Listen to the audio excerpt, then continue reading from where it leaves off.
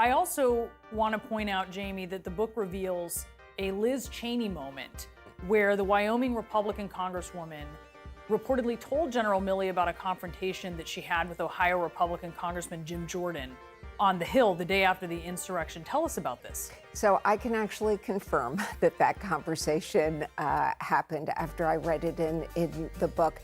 So this is a conversation on January 7th.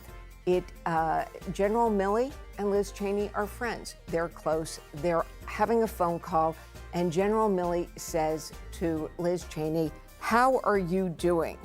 And Liz Cheney lets loose about Jim Jordan, the head of the Freedom Caucus and a Trump supporter. And she says, quote, "That effing guy, Jim Jordan, that son of a bitch," Cheney said, "while these maniacs are going through the place, I'm standing in the aisle." And he said, "We need to get the ladies away from the aisle. Let me help you." I smacked his hand away and told him, "Get away from me.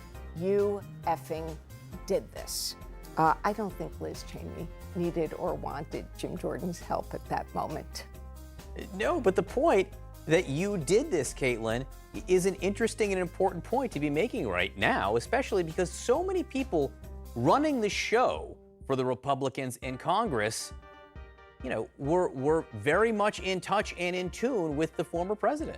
And the thing is, a lot of those allies of the president who are still in Congress, the former president, they did not believe what he was saying about the election, yet they were helping him publicly push it, whether that was not condemning what he was saying or it was actually pushing it and repeating those lies about the election, casting doubt on the fact that Biden had won the presidency. And the thing with Jim Jordan is he is a smart person and he is an ally of the president's who sticks very closely to him publicly. But he was one of several people who on January 6th, we were told was in touch with the White House and other aides, calling them as this was going on Capitol Hill, saying, "What is the president doing? He has got to say something about this," when they were essentially begging the former president to put out a statement telling people to leave the Capitol, to go home, to stop what they were doing. And so Jim Jordan is not someone who was just completely oblivious to what was happening. But I think what happened on January 6th, and it changed very quickly after we know because everyone is now trying to whitewash what happened, is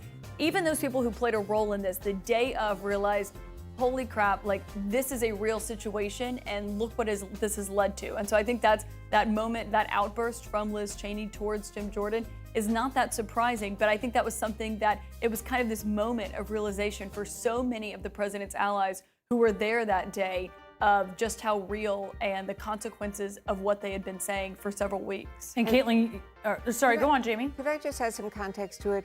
From Liz Cheney's perspective, Jim Jordan was perpetuating the big lie.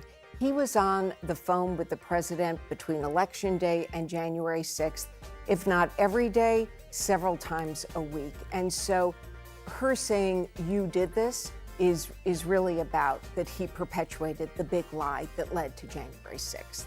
Caitlin, you mentioned Jamie, and Caitlin, you mentioned the whitewashing.